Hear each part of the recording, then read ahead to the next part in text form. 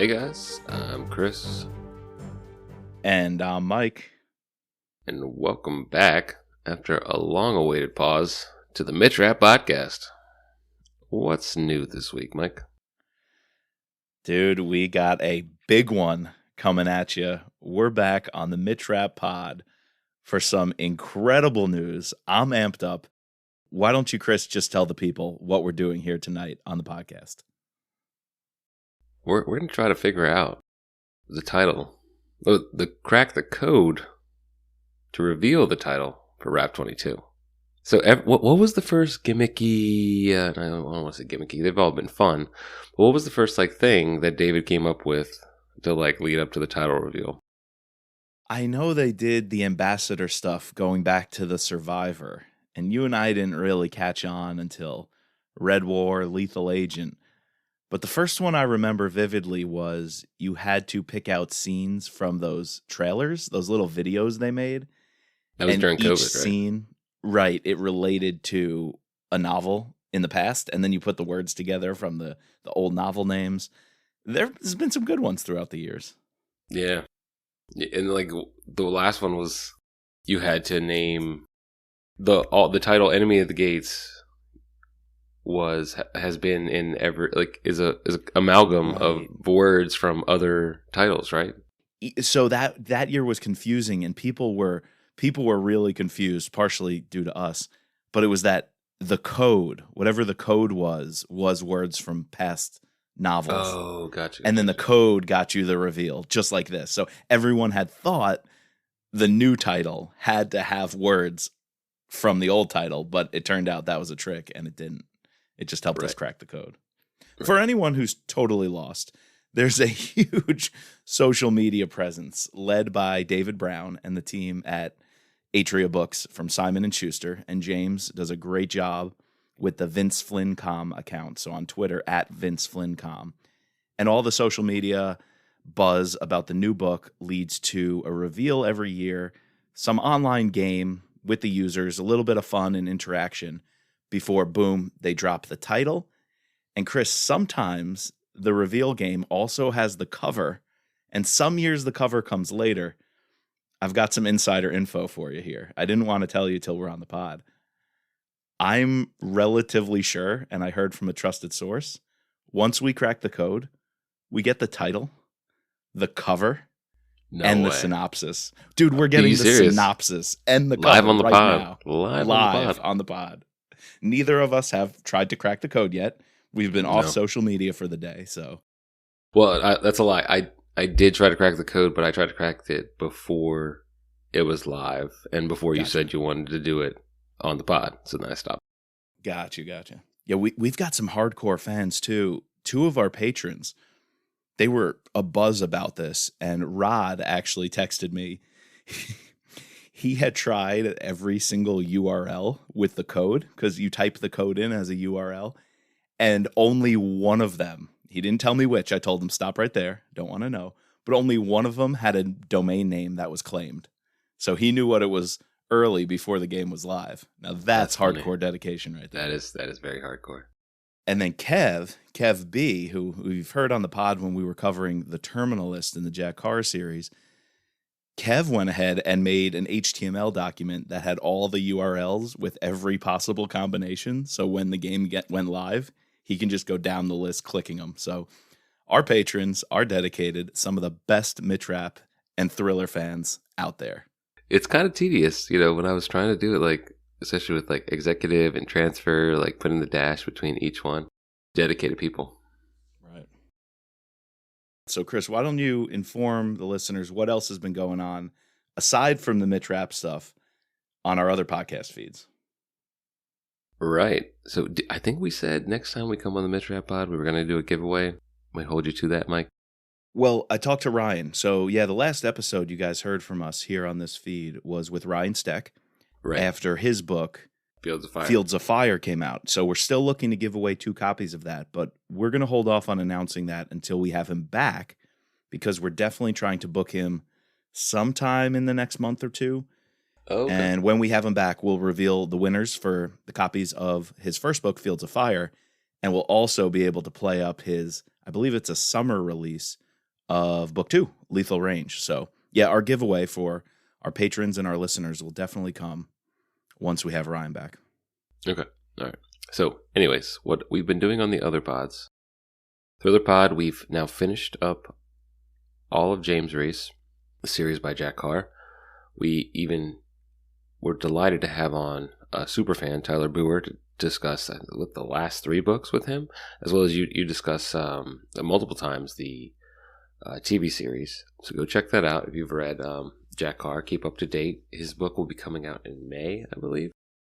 We just did a quick little mini pod to talk about the very exciting news of the renewal of Terminal List Season 2, True Believer. I didn't see that. Is that true? Yeah.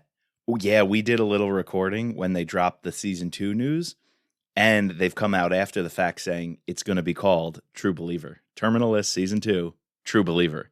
So you betcha we'll be covering that on the podcast. Definitely. And, which was a very surprise nugget, was not expecting to get this, but the Ben Edwards Taylor Kitsch spin-off prequel. Dude, huge news. Huge news. Very excited. Not only have we finished Jack Carr, but we've also finished all of Chris Howdy. We've also covered a lot of Andrews and Wilson, mainly by Mike. I need to up my game and get on those pods. But we have a lot of good content on the Thriller Pod. Go check it out. That's where we're mainly serving twice a month, bringing you something that, can be, we can go deep into a series or we can hop around in different things. And we have a couple episodes in the future. We're going to be moving into some new territories, like the one about the bear, right? Yeah, Connor Sullivan, Sleeping Bear. He's got a second coming. We did David McCloskey's Damascus Station and had him on. There's a really cool article, actually, just, I forget what paper published it, but an interview with David McCloskey called The Spy Who Came In From Damascus, because he spent his time working on Syria as an intel officer. So really good interview with him, and we got to do one on the podcast. And then don't forget, Chris, I think one of the best parts of No Limits, the Thriller podcast feed, is your interview with a consultant who works in both Hollywood and with other organizations about women in the CIA. And she has her own book about raising kids, being a case officer in the CIA as her career, and how women in the CIA are often portrayed in movies, books, media. And I thought your interview with her was just fantastic. So go check that out. Subscribe. No Limits, the Thriller podcast. We've got books, TV, movies, interviews, tons of stuff going on there, all related to the Thrillerverse. So if that's not enough for you, we also have Season 2 of No Limits, the Scott Harvath podcast, where, wow, I can't believe we finished 8 books so far. We're about to tackle the 9th. And I believe, Mike, you texted me today. I think I have my new favorite Brad Thor book. I wrapped up The Apostle. That book, it's special. I originally had it maybe in my top 10 for sure. It's pushing for the top Brad Thor book of all time as of now. We're 8 books in, so there's more to come. But right now, I think it jumps to the top. I can't wait to cover that next month. Actually, we're probably going to do that next week. Tuesday. I think we're going to record that. So yeah, that's right. We'll have that out in February for you. Also, though, on the Scott Harvath podcast, we had a banger of an episode when the Deadfall title and book cover was released. That's going to be book number 22 in the Scott Harvath series. And man, I love projecting and guessing at what's going to go on in that book because it's taking place in Ukraine. And it was so much fun. Did you see what Brad even said? He tweeted at us and he retweeted our episode. And he said, quote, "These guys might be onto something. Very clever and thought-provoking sleuthing. Give it a listen." We are being backed by the man, Brad Thor himself right there. Give it a listen, says he. I didn't see that. That's funny. Yeah, we were onto something. I think we got the plot pretty close in our predictions episode. The plot pretty close. All right. Yeah. There we go. Well, if you want to support all that we're doing here, right before we jump into the Mitch-Rap stuff, you can become a patron and help us out. And for less than the price of a novel a month, you too can support the podcast and be the reason that we can make more podcasts. So with 3 seasons, head on over to thrillerpod.com. Click the Support Us on Patreon tab. Oh, and Chris, you know what I'm working on? One more initiative. You're always working on something, Mike. You're always working on something, Mike. One more initiative. This is going to be a patron-only series. I'm working on Mike's Mitch moments, making a list of, I originally said top 10 of my favorite Mitch moments. I had to expand to 15, plus some honorable mentions. So it's really going to be the approximately 18 to 20 of Mike's top Mitch moments. And I'll do a little mini patron-only podcast series, counting down and recapping my favorite moments with Mitch. So some action, some personal, but all the scenes I really liked with Mitch. All right. I'll have to listen to this. Maybe I can join you for a scene. You have to become a patron to be able to listen to them, Chris. So. Fair enough. Just go on our thrillerpod.com, click that little, I think it's orange button, support us on Patreon. You ready to crack the code? Dude, let's do it. All right, so me and Mike have come with what we believe is our top 5 most likely words. And do we have any? No, we don't have any overlaps. Interesting. No, so one of us is going to get there first and see the title and the cover. I guess we give a spoiler warning. Well, also, one of us could also, like, none of these could be correct. Right. We couldn't be here for a long time. It's just the rat race. I'll have to speed up the recording, like I'll put in one of those sound effects. I guess a spoiler warning though, right? Like as soon as we crack the code and if again you want to play along with Crack the Code, go to vinceflynn.com and you could see everything there, but we're going to crack the code and you are going to hear our first reactions to the next rap title, next rap cover, and book synopsis. All right, get those fingers ready. Here we go. All right, I tried power. It's not agent. It's not power. It's not honor. It's not loyalty. It's not measures.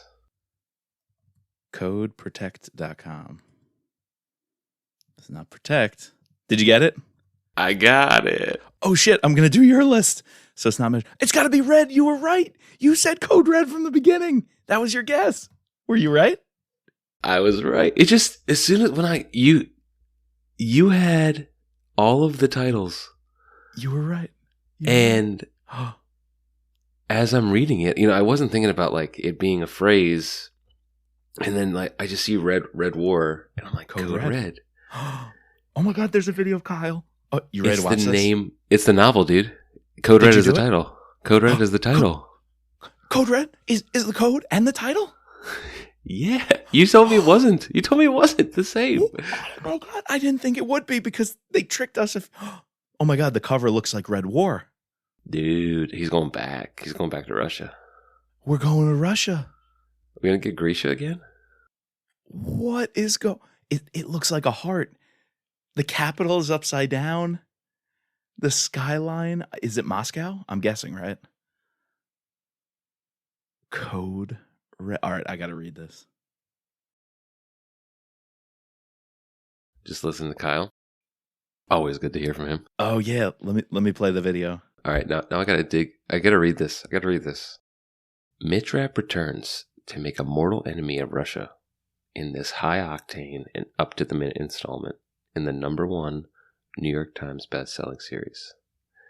Mitch Rapp hates owing anyone a favor, especially when it's the world's most powerful crime lord. But when Damian Losa calls, Mitch Rapp is honor-bound to answer. Damian Losa, wait, is he from Lethal Agent? Damian Losa was from Lethal Agent, and he made an appearance in Oath of Loyalty. Right. He called him up as either a friend or an insurance policy over something. I think maybe going to help him with the bombing blowing up the mountain. Blowing up the mountain. Yeah. Right. Yeah. So he met him in Lethal Agent. Was Damian Losa the one who tried hiring him? Yeah, he tried hiring him when he was like at the other crime lord's like place. Right. And then for the Guatemala op in Oath of Loyalty, he pulled some strings and called him back. So Rapp owes him a debt, essentially. Yeah, and it's this character that you could kind of tell that Kyle has wanted to do something more with and has never had an opportunity to, And now, Right. obviously, he's gotten a chance to do it. It's almost like since Grisha,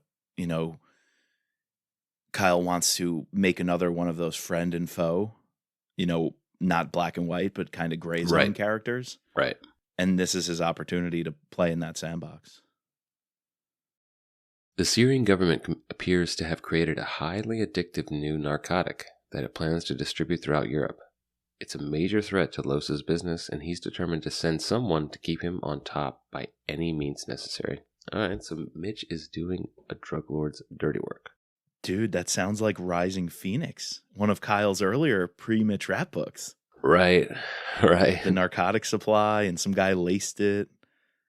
Oh, Rap is the man. perfect choice for the mission. Not only does he have extensive experience operating in the Middle East, but he's also entirely expendable. Yeah, he has no cover. Right. Is Mitch going to have any cover working for a crime boss? No, and like where he left like his relationship with the government, right? It's doesn't have many friends, right? What's the role of Irene Kennedy in any of this?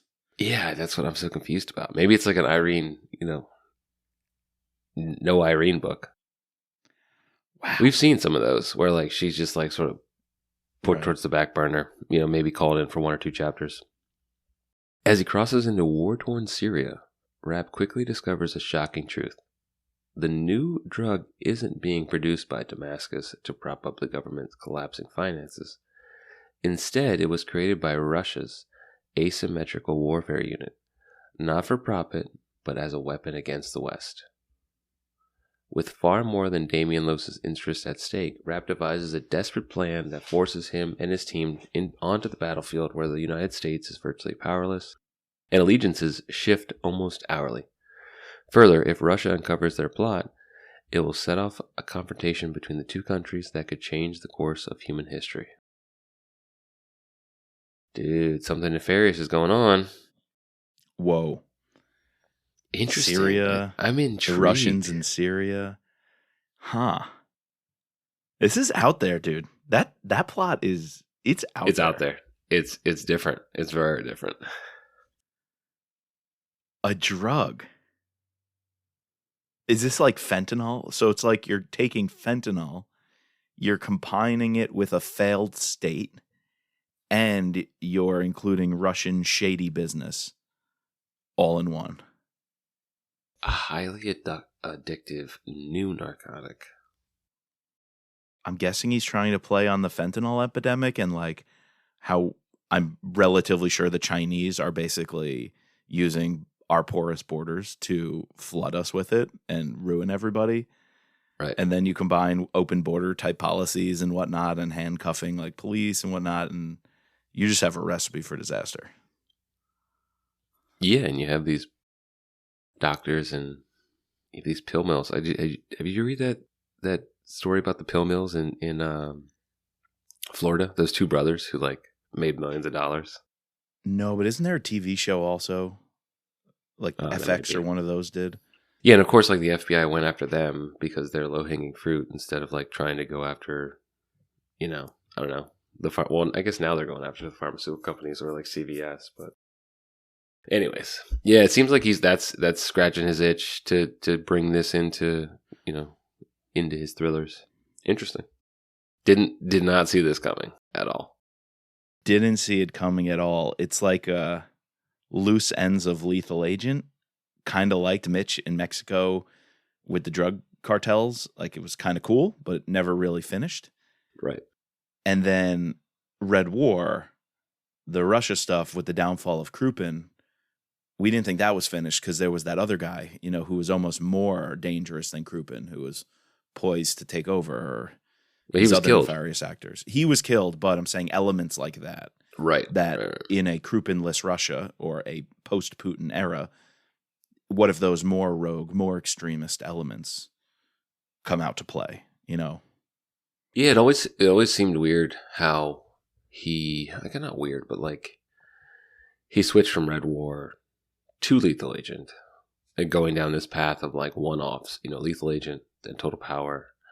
Then we kind of got like a 2-book arc with Enemy and Oath, Mm-hmm.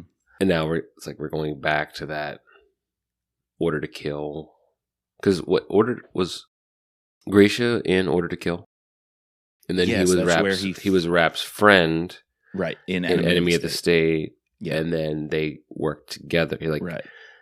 So he owed Rap, or like he didn't owe Rap, but like him and Rap were trying to kill each other in Order.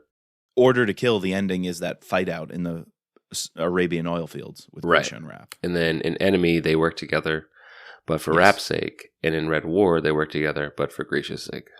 For Grisha's sake. And then Oath of Loyalty, Grisha is basically chilling with that babe in the Caribbean islands, but he calls Rap to tip him off that there's somebody taking out a contract on Right. Claudia. Right. And he tips him off about Legion, but Grisha's out of the game. I Yeah. don't expect him to come back here. I feel like that phone call in was Oath kind of like was a put to bed. Yeah, put to rest. exactly. Yep, Yeah. put to rest. Like, yo, I'm not getting back into it. I just want you to know this. Final bit of information. Call it even. You know, that's all we do for each other now. So I could see that. Who could feature heavily then? Let me ask you the big question. We called it the elephant in the room last time we talked to Kyle. Marcus? Are we getting Marcus? It's been a while. I don't know. I feel like we got to get Marcus. Like, how is Scott involved? Yes. What's happening with Anna, Claudia, Kennedy? Wait, because they're in Namibia last we saw them. Is that correct? Right. Were they? Right. They're still hiding out in the sand dunes and. What's Claudia gonna think of this little side adventure for Mitch? I feel some friction because I think she's gonna like it. That Namibia scene was about settling down, and after the trauma of South Africa, trying to get back to normalcy, you know, for Anna's sake, and he's gonna have to feel honor bound to go work for a crime boss where nothing really is in it for him, to be honest, besides saving America from some sort of drug epidemic that could bring us down. What stake does Mitch have to get involved in this? And Claudia, from her perspective, is not going to be happy about that. Yeah, I don't know. Is it more just so that like he owes him this one favor, so he has to do whatever he says? Like that just. Is it going to be like I'm out after this? Like he's going to try to convince her this is my last hurrah? Yeah, but then he realizes that it's much more than what he originally thought it was. Right. It's intriguing. I'm intrigued. Yeah, it's intriguing. It's different. I don't know. It's so strange because I'm just coming off reading The Apostle. And that book was almost a 180 compared to what this sounds like. You know, we're going to Afghanistan. It's hunt the terrorist, hostage rescue, right. On the ground, you know, the war against the Taliban. Like everything is so like cookie cutter for the thriller genre in that book. Like kind of almost like The Last Man, you know, Mitch running around Afghanistan, you know, all these different factions who are trying to screw you over. It was so typical this age thriller. Code Red does not sound that way at all. It's funny, like when I was reading listening to The Apostle, I thought like this is the most Mitch Rapp, Scott Harvath book. Like Mitch, like Vince Flinney, Brad Thor book that I've read so far. It was The Last Man. I felt like I was reading The Last Man. Yeah. This one sounds like we're island hopping, we're going around, we have to deal with it's just different, you know. I think like we've kind of said this before. It seems like Kyle likes to try new things. He likes to change it up, not get bored, not get stale. You know, do something new. So I'm here for it. I'll read it. We'll see how it goes. We'll talk about it. Syria. I'm trying to figure out like war-torn Syria. The Russians are using them to be like a scapegoat for designing this weapon that they really designed. This drug. I don't know. Did we miss the boat on Syria? I feel like that's something I talked to with David McCloskey, who not only worked for the CIA as an intelligence officer on the Syria unit, but his book took place smack in the middle of the Syrian civil war. And he was like, it's a different Syria now. The Syria I worked on in the CIA in the early 2010s and mid 2010s is not the Syria of the mid 2020s. And by How so? calling it, so the revolution isn't as in your face, right? The violence isn't. Damascus is calmed down. I'm sure it's a spy's haven still, but in terms of the violence around every corner and in other corners of the country, maybe we just hear about it less in the West, but I'm pretty sure the dynamics of it are less, like, remember when like Aleppo was being surrounded and bombed out, and it was in the news every week, Right. different attacks and were we going to send fighter jets? I feel like it's not that focus anymore, which makes it a good scapegoat for Russia to use and say, hey, Sure. behind the scenes, this whole time they were working on this bioweapon. I guess maybe you can call a drug that. I don't know. But Well, we'll have to see how he wants to go with it. But yeah. if it's highly addictive, it's like, it's going to spread as if it were some sort of bioweapon. Yeah, this one little nugget in like instead it was created by Russia's asymmetrical warfare unit, not for profit, but as a weapon against the West. Russia just wants cover for designing this thing to be able to make it look like they didn't. So Mitch is going to have to track down those leads, right? He's going to have to uncover who in the Russian government faked the Syria. So he's going to have to go to Syria, but quickly learn it wasn't the Syrians behind this after all. Right. All right. I think it leaves some questions, but what do you think about this cover? What's your first thought? Oh, yeah, we haven't even talked about the cover. Screams Red War. Yeah. It's interesting. I don't know if I love it.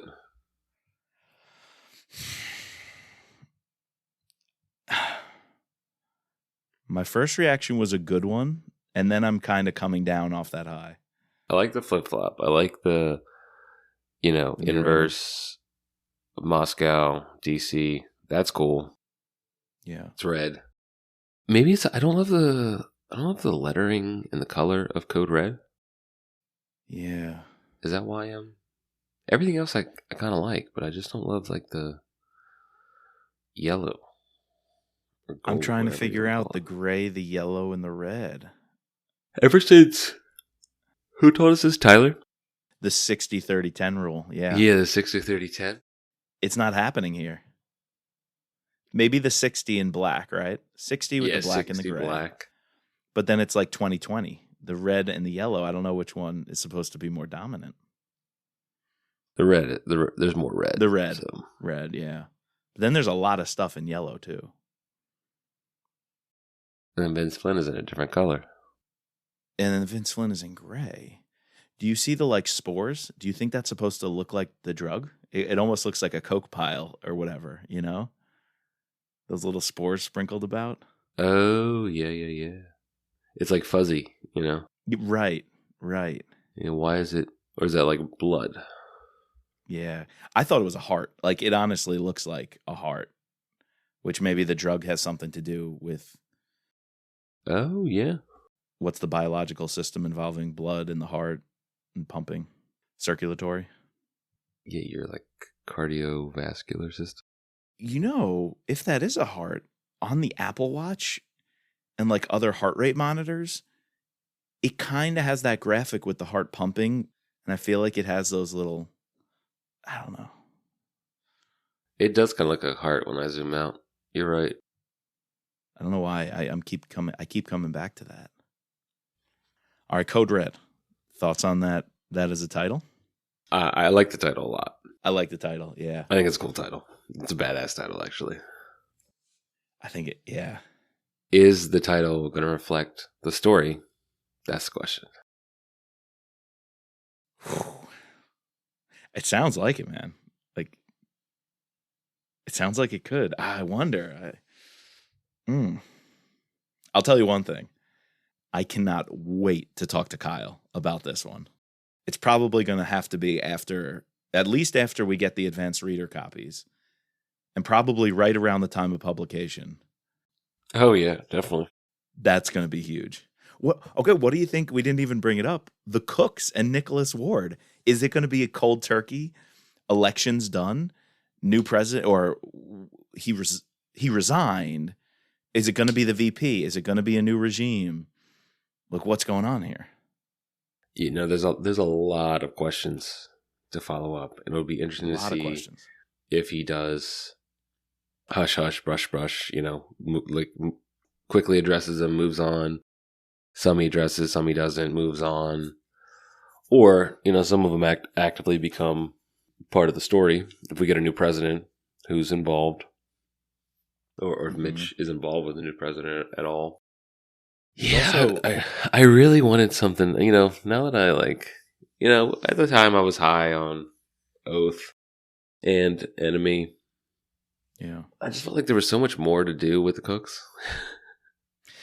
Me too. And Nicholas Ward. You could have had the three of them be this triangle of angst for books. Yeah. You could have given me 7-8 books like that in that regime, especially because Alexander lasted so long, All right. Yeah. I'm okay with us slowing down and seeing the entire term or two of a presidency. Do you think there's a chance to play on the idea that it's like Gerald Ford was the only president to never have been elected because he was appointed vice president and then with Nixon's resignation became president? Do you think there's something like when Cook resigns, the VP takes it?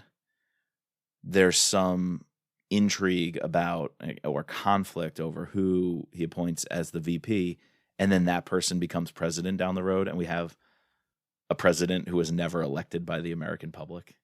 That'd be kind of cool because it only happened once in history. So to play with that, I think would be a cool idea. Or, hey, man, we might just jump to a whole new name that we never even heard of, and boom, that's the new president for the short term, or at least the near future. Wait, so remind me, Ford wasn't running mates with Nixon? No.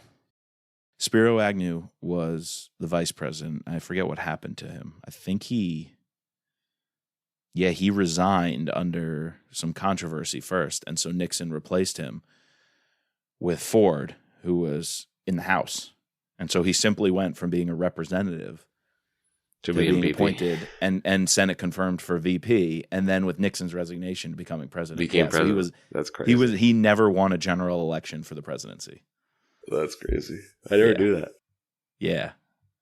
And he was also an Eagle Scout who lived about 1.5 miles away from me. So at Gerald R. Ford Park. So yeah, in Alexandria. Was the only president for the rest of Nixon's term? Yeah, I believe he only served out that term. Anyway, getting away from Code Red here. But who knows, man? We were just talking presidential transitions. Boom, the James Reese series with Jack Carr. Something's coming with Only the Dead. We're dealing with a new president post-Rutledge in Scott Harvath, where we are in that series. We know the Cooks were a transition, and we kind of liked what was done in Lethal Agent, which also seemed a bit hurried with Christine Barnett. She was a presidential candidate. Right. I wouldn't mind an election book and a transition book. So if we belittle the transfer of power, like with Cook's resignation coming towards the end of Oath of Loyalty, if we kind of belittle that transition or just jump to something and get a paragraph of backstory, I don't know, man. I want an election book. I might be upset. I'm going to be upset.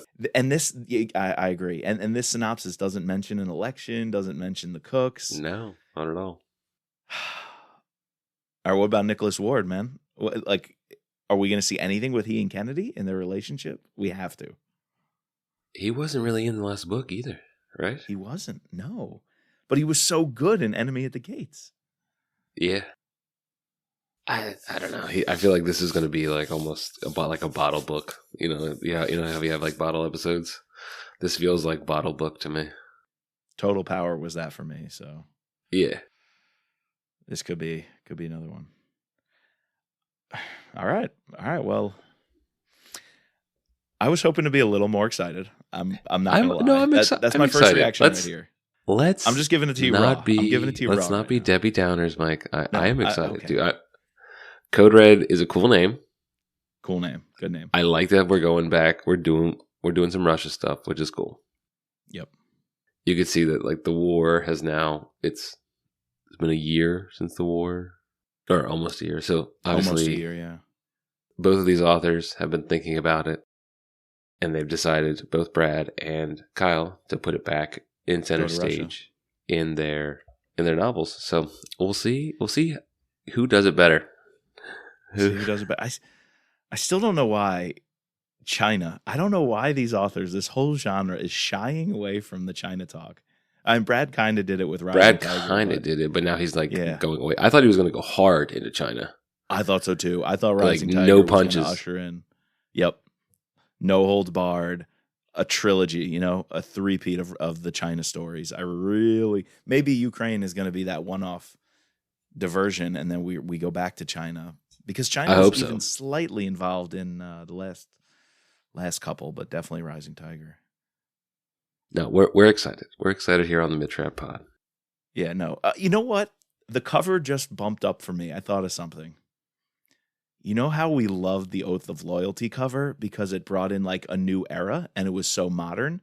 Yeah. Code Red follows up on the Oath of Loyalty, the line of covers that one could usher in. These very modern, minimalist, simplistic, and also this verticality.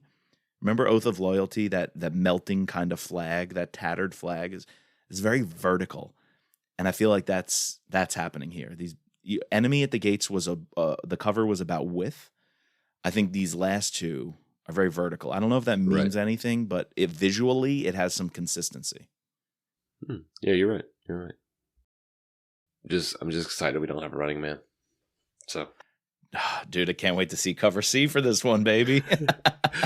Cover C, let's go. Do you think they have the British version yet? Or the Australian version, European version, whatever, like German version? At what stage do you think they get those? Whenever the pre-orders go on sale the pre-order, like you can click on that and it'll take you to the Amazon page and it's up there. So it's there already on the Amazon? Yeah. But interesting, you can't just go to Amazon and search Mid-Trap 22. Nothing comes up. So you can really they've like blocked it to only go through this website. So I just went to amazon.co.uk. Let's see. Code Red, Kyle Mills. Nope. Red War just came up. Total Power. Yeah. Amazon.co.uk, you could see all the international covers. Oh, this is cool. I never thought about doing it this way. But it doesn't have Code Red yet. So we'll have to keep an eye out, and as soon as they like release the title on the like the newsletter, it's no longer like part of this game. Then let's go to Amazon.co.uk and see if we have the international cover. Then we have another episode we could talk about it. Yeah, from what I'm seeing right now, you can't even pre-order the UK version. It's just not there, unless like you're saying it's a specific link that's not published out yet. Right. You mentioned the newsletter. Kyle had another really good Predicting the Future newsletter. Did you see that one? No, I haven't read that one yet. Yeah, he just kind of summarized 2022 and, how a lot of the events of late relate to his past storylines and, updates on things that he wrote about that are coming true. However, I don't remember Mid-Trap ever having to single-handedly take down a Chinese spy balloon by using brass knuckles and a jetpack. So I guess not everything in his books is coming true. Let's see. Maybe we see that in this next book.